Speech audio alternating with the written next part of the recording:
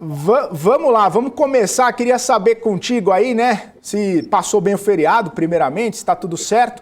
E aí também a gente começar a repercutir, né? O que será que vai acontecer com o mercado? Tava todo mundo nessa expectativa aí. O que vai acontecer? O mercado vai reagir para cima, vai reagir para baixo?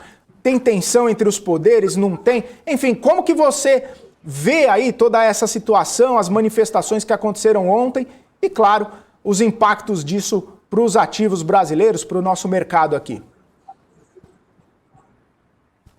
Bom, vamos lá. Eu acredito, Felipe, que o pessoal esperava um pouco uma história um pouco mais dramática no dia de ontem, né? Até porque tu vê que as manchetes depois elas foram bem intensas e, querendo ou não, está se acalorando cada vez mais esse tema da crise entre os dois poderes, né? Tu vê que virou a manchete do momento, até a legião de influencers digitais na parte de finanças usaram muito isso ontem para se promover dentro das redes sociais. Eu acho que é um ponto bem importante também de a gente utilizar como indicador, né? As manchetes que são inflamadas pelos influenciadores financeiros. Eu acredito que isso pode virar uma tese aí de estudo, né? Para que a gente possa ver aquelas manchetes que são mais comentadas pelos influenciadores tendem, né, a trazer uma distorção de realidade, uma distorção de expectativa por parte dos mercados como um todo. Acho bem interessante esse tipo de estudo, né? Felipe, nota que a gente abre o mercado hoje não fazendo novas mínimas em relação ao período mais tenso que nós tivemos nas últimas semanas. Então isso mostra que, de certa forma, né, Felipe, por enquanto, até o momento, é uma questão de ajuste. Eu conversei com o pessoal no programa Geometria na segunda-feira, junto com o Rafa Lara. A gente conversou sobre esse momento, né, que a gente está na nossa bolsa e como a gente já vem precificando cenários negativos já fazem 2 meses e meio. Deixa eu compartilhar a tela aqui, já que me deram um zoom, me deram o direito de aparecer aqui sozinho. Deixa eu compartilhar a tela, porque ninguém merece ficar vendo só o Google aqui logo no início da manhã, né? Felipe, o que eu queria que a gente refletisse aqui um pouquinho antes, né, de entrarmos no movimento do dia de hoje, é no Ibovespa, tá? Olhando ele aqui para o cenário das atualizações diárias, né? Eu acredito, Felipe, que a gente vem num processo aqui já de correção desde o dia 7 de junho, tá? Quando o Ibovespa está na região dos 130, acima dos 130 mil pontos, mas a gente vem em uma correção mais longa já desde o início do ano, desde ali do dia 8 de janeiro, a gente já vem nesse processo de correção em 2 etapas mais longas. O meu pior cenário seria a Bolsa vir aqui a 112. Ok, seria um pior cenário. Como é que isso poderia acontecer, tá, Felipe, para o pessoal entender? O mercado não conseguir reagir positivamente agora, ou seja, agora mesmo é o restante dessa semana, a gente não vê o mercado reagindo positivamente, a gente não vendo o mercado voltando lá para os 123 mil pontos, e sim um mercado que ele fique travado ao longo desses 3 dias, viria aquela narrativa de que a semana seria mais curta e tudo mais, e aí sim eu ficaria com um olhar que nossa bolsa poderia ir lá para a região dos 112 mil pontos, tá? 112.200, por aí. Tá? Eu, por hora, eu estou olhando, eu estou de olho aqui nos gatilhos operacionais para entrar comprado. Né? Eu estou com aquela sensação meio que nem a gente viveu no ano passado, aqui nessa época de maio de 2020, né? Ali na segunda quinzena de maio de 2020, onde a gente teve tanto o evento do Moro, ali no final de abril, quanto a questão da reunião ministerial. Existia uma expectativa muito grande que seria uma catástrofe aquele evento, né? Acredito que a mesma coisa aconteceu em relação a ontem, né? Uma sensação de uma catástrofe, tá? Que poderia acontecer uma catástrofe. E aí foi muito menos dramático, ao meu ver. Tá? Pode ser que muitas pessoas tenham uma opinião diferente, eu acho que vale muito essa conversa e essa troca, mas eu estou sempre olhando para a questão do mercado, da resposta do mercado. Não estou dando uma opinião minha política, tá? Estou dando uma análise da resposta do mercado. E aonde eu percebo essa resposta do mercado? Na movimentação do EWZ, na movimentação da Bolsa lá fora, tá? Como os ativos brasileiros se comportaram no mercado lá fora. Então traz muito também da visão do mercado estrangeiro em relação ao evento de ontem.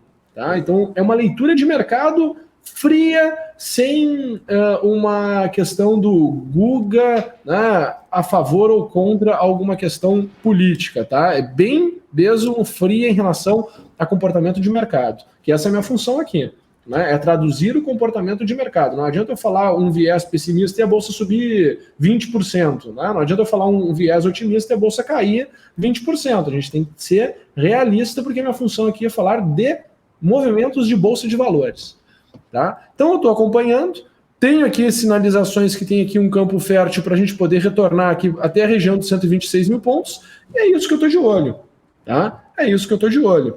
Não deu gatilho, não deu sinal para que vá para lá para cima, vou esperar que venha aqui para os 112 mil pontos, vou aplaudir a turma pessimista que está acreditando que a bolsa vai vir um degrau mais para baixo, e vou me preparar e vou ter, né, a minha cabeça de sequência em cima do processo.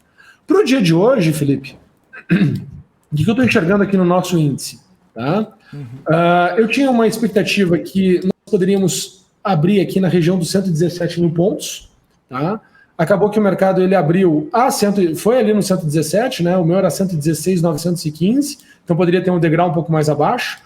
A minha perna, né, de referência, o meu estudo, ele está em cima dessa movimentação que aconteceu aqui entre o dia 6 de setembro às 12h45 e o dia 6 de setembro às 14h40. Tá? Então foi essa última movimentação que nós tivemos de alta, ela foi a minha base de dados que eu utilizei para fazer as minhas projeções de baixa.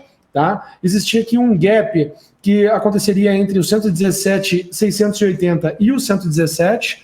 Acabou que esse movimento aconteceu com, né, a movimentação de abertura, e a gente já percebe aqui uma reação positiva. Então o mercado voltando a trabalhar aqui acima dos 117.680, 117.700 pontos, tá? Eu volto a ter o meu cenário positivo, né? O meu cenário positivo, para você ter uma ideia, ele trabalha, Felipe, aqui, ó.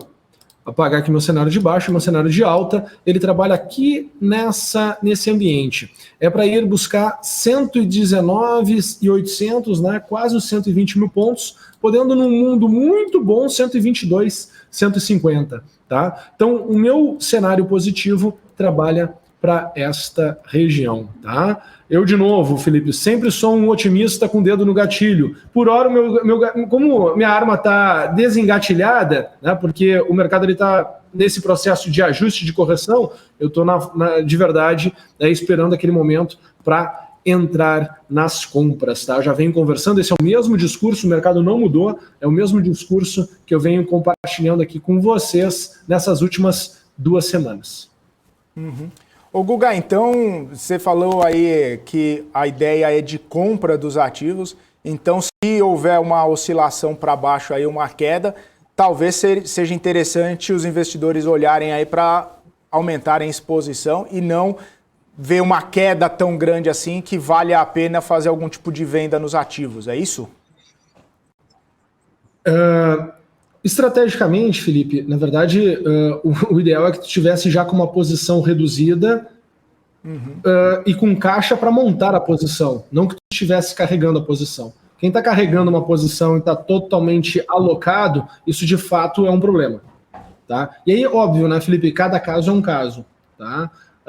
Então, apesar do cenário ele poder se transformar em algo positivo, ele ainda não deu sinais que em preço, né, em resposta do mercado, que vale a pena já montar a posição. Isso está muito próximo. Pode acontecer hoje, pode acontecer amanhã, pode acontecer na sexta. Estamos muito próximos. O que está acontecendo é uma percepção de que as coisas tinham se intensificado de forma negativa ali no dia... Deixa eu só olhar aqui a data certinho para não falar nada equivocado aqui para o pessoal.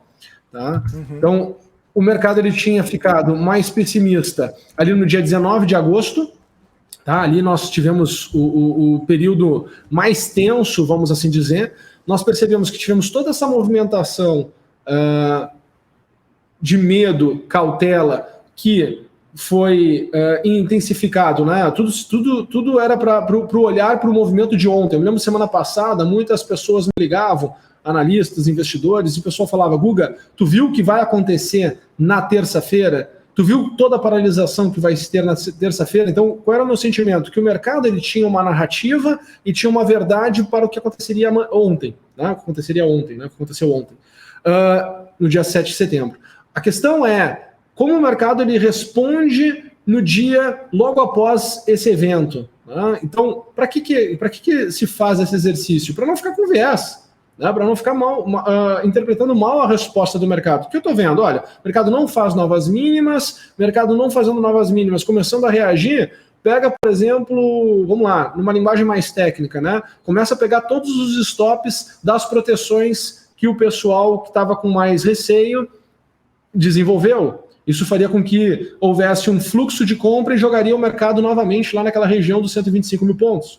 Né? Estrategicamente, poxa, já tive em todas as posições que tu pode se imaginar ali dentro da corretora e vendo como os players negociam. Não consigo enxergar. Pô, o mercado se protege para um determinado evento não se intensificando, né, e voltando o mercado para um determinado patamar de preço, aciona o stop dos participantes. Aciona o stop dos participantes, o mercado volta a subir para um patamar acima do que estava trabalhando anteriormente. Beleza. Acontecendo isso e havendo alguma evidência que possa melhorar o tom do mercado, aí o mercado vai para um outro patamar. Qual patamar? 130 mil pontos. Tá? Então, a minha leitura de momento, né, e a capacidade de criar estratégia no mercado dentro deste momento, para mim está muito claro.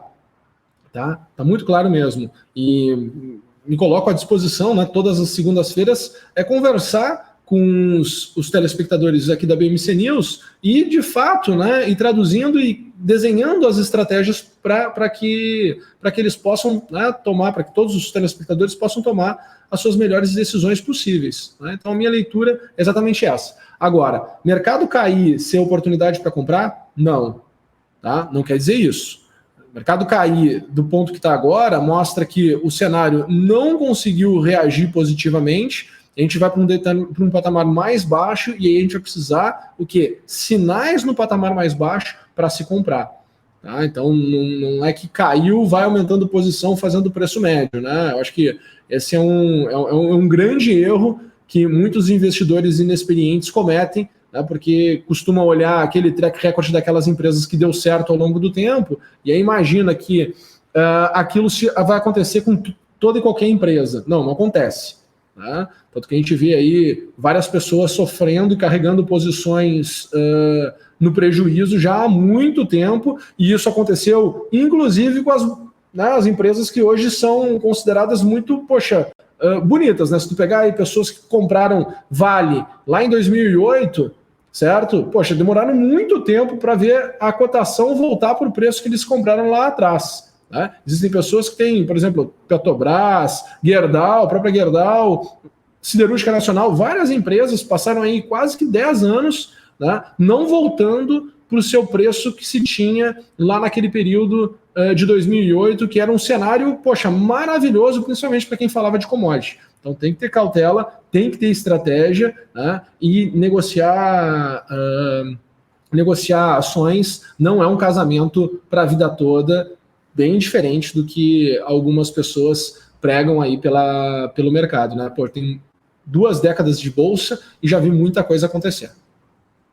Maravilha, Guga. Ô Guga, só uma última questão aqui com você, porque a gente viu aí que tinha toda essa apreensão, né, por conta de tudo que poderia acontecer ontem. A gente viu vários estrangeiros também reduzindo posição, e não só por ontem, né? Por todo o ambiente doméstico aqui, risco fiscal, questão das reformas e tudo mais. Você acha que, de repente, com as coisas não saindo tão fora do rumo assim ontem, né? Como algumas pessoas previam, talvez o estrangeiro possa voltar a olhar aqui para o Brasil, ou o cenário ainda está meio complexo?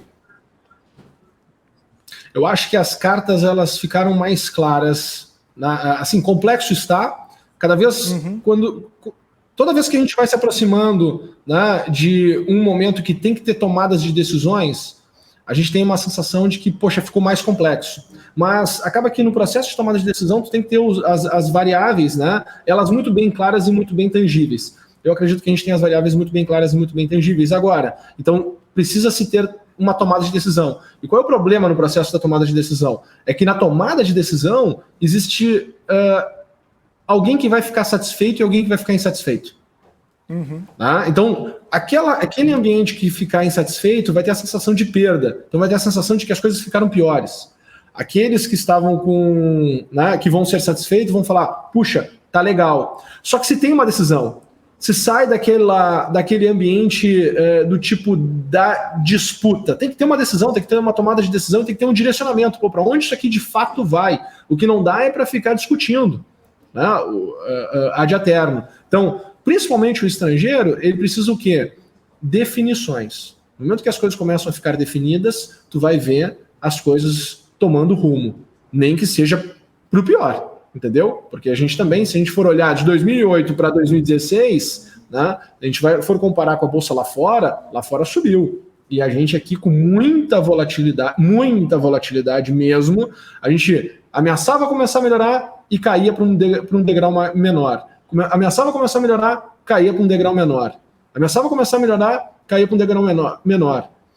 O único momento que acabou a esperança e se criou, né, todo um cenário de pessimismo foi ali naquele período que antecedia ali 2016, que aí veio toda uma narrativa, né, de fim de Brasil e tudo mais. Só que, poxa, se tu for olhar no movimento da Bolsa, foi o último dos últimos movimentos de baixa. Já vinha se deteriorando já há muito tempo o mercado como um todo. Só que aí o que acontece? Expectativa de que vai melhorar, não melhora. Expectativa de que vai melhorar, não melhora. Expectativa que vai melhorar, não melhora. Tá? Então, por isso que eu comento, né? A gente vai ter momentos de alta, a gente vai ter momentos de baixa. Dependendo do momento em que tu tenha um gatilho operacional, tu pode ter uma expectativa de um movimento mais amplo, por um lado, ou menos amplo. Tá? Se a gente tivesse tido um gatilho há um mês atrás... Tá? Há um mês atrás, exatamente, poxa, nosso movimento de alta ele teria surfado essa onda que surfou as bolsas norte-americanas e teríamos ido para um patamar acima dos 130 mil pontos.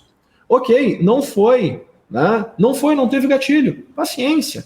Recolhe as expectativas, aguarda um outro momento e aí fica de olho para ver se vai ter o gatilho novamente. A questão é que em algum momento vai ter esse gatilho. Óbvio, né? Tu não pode ter o mesmo cenário de um mês atrás agora. Os cenários eles vão mudando, né? Eles vão mudando. Por quê? Porque em algum momento no tempo foi sendo tomado outras decisões e isso gera consequências. E o investidor precisa aprender a olhar as decisões que foram tomadas, as consequências que elas são geradas, e aí o quanto a gente está se aproximando de uma outra decisão.